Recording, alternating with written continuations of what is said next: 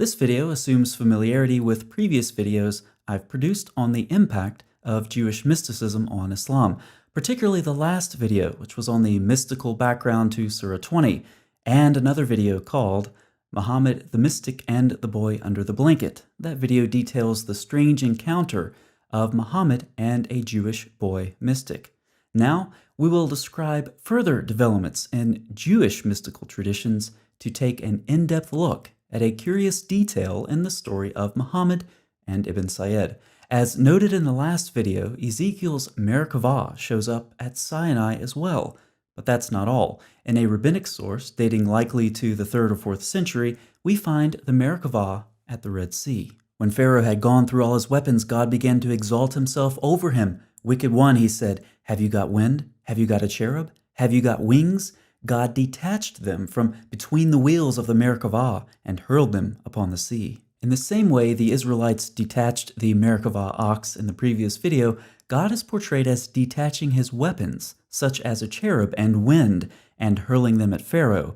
But the Egyptians had some unique features in their army as well. Each Egyptian would say to his horse, "Yesterday you wouldn't let me drag you to be watered, and now you're drowning me in the sea." The horse would reply, "He has hurled in the sea. Look what is in the sea. The celestial realms do I see in the sea." And another tradition further clarifies what was in the sea. When the Israelites came to the sea, those children were there, and they saw God at the sea, literally in the sea, Bayam. In another Haggadah, Moses himself saw God in the sea.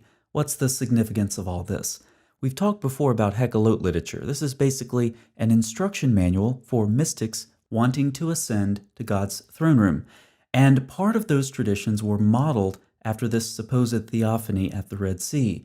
Do you remember the water episode from previous videos? At the gateway to the 6th palace, the hopeful mystic sees the polished marble of the palace, which looks like water. If he says water, water, then he's exposed as a liar and a fraud.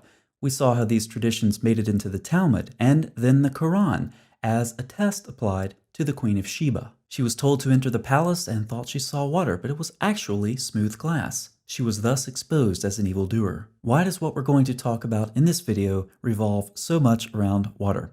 We can start back in Genesis. In ancient Near Eastern terms, we begin with watery chaos in Genesis 1 that God brings into order to make the earth habitable. Sometimes creation is portrayed as God fighting against the forces of chaos.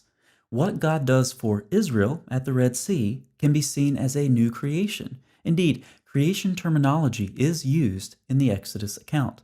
But the waters of the Red Sea are there as well. And if the water represents chaos, then God must have appeared at the Red Sea to fight against it. But how is this all connected to Ezekiel and the Merkavah? Well, we have water in Genesis, Exodus, and Ezekiel.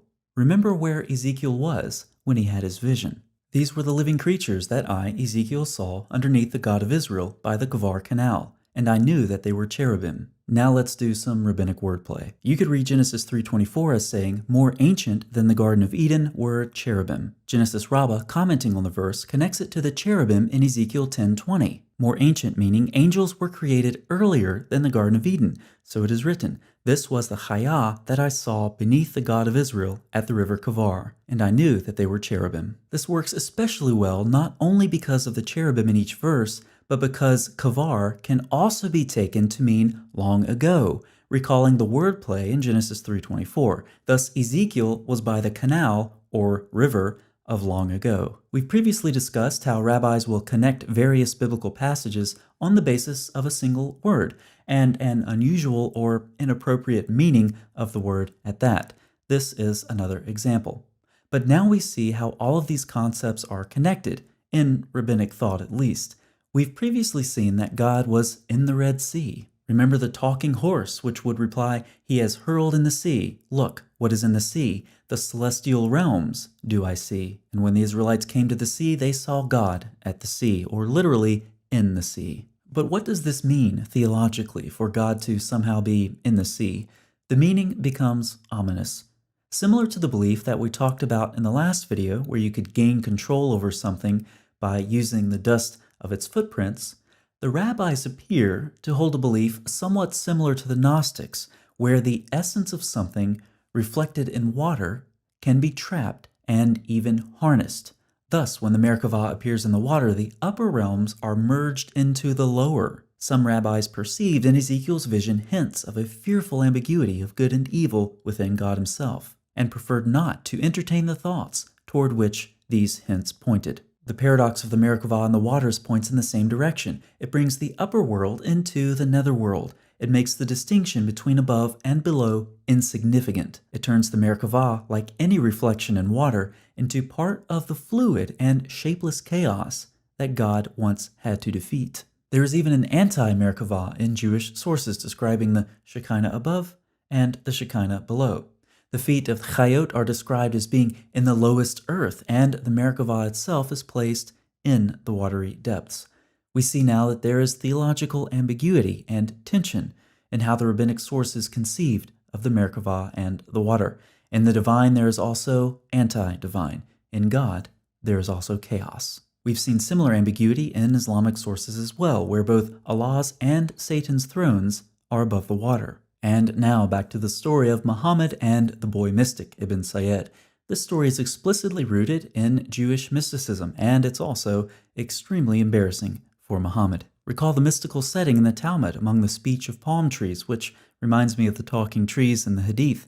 There we have Muhammad sneaking through them, trying to spy on the boy who is covered in a sheet, clearly recalling the traditional practice of Merkavah mystics. But Muhammad wasn't too stealthy. He was caught by the boy's mother. Also recall that Muhammad tested the boy's psychic powers in the usual way. He asked the boy to tell him what he was thinking. The boy, apparently reading Muhammad's mind, let us know that Muhammad occasionally thought of something other than sex with 9-year-old girls. The boy revealed Muhammad's thoughts. It is just smoke, allegedly referring to Surah 44. And now we get to our specific point of interest. Muhammad poses another question to the boy, saying, "Do you bear testimony to the fact that I am the messenger of Allah?" The boy returned the question. Muhammad is indecisive at this point and simply gives an answer generic enough to be worthless, and then eagerly questions the boy again. "I affirm my faith in Allah and His angels and His books, and what do you see?" The boy replied, "I see the throne over water." Muhammad said, "You see the throne of Iblis upon the water." David Halperin sums it up nicely. Ibn Sayyad's vision is rooted in the Jewish Merkavah tradition. Like the Midrashic Ezekiel, he sees the throne and the Chayot amid the waters. But Muhammad's response, like so much else of his teaching, is also rooted in Judaism, in the rabbi's perception that the presence of the Merkavah in the waters is an ominous clue to the nature of its occupant. Ibn Sayyad therefore must be having a vision of Iblis, enthroned in the sea with his Chayot. Whether it's a palace that looks like water, Muhammad covering himself up with a blanket during his revelations, a mind-reading boy mystic, talking trees, or divine ambiguity, once again, some otherwise very puzzling stories in the Islamic sources can be explained entirely against the background of Jewish mysticism.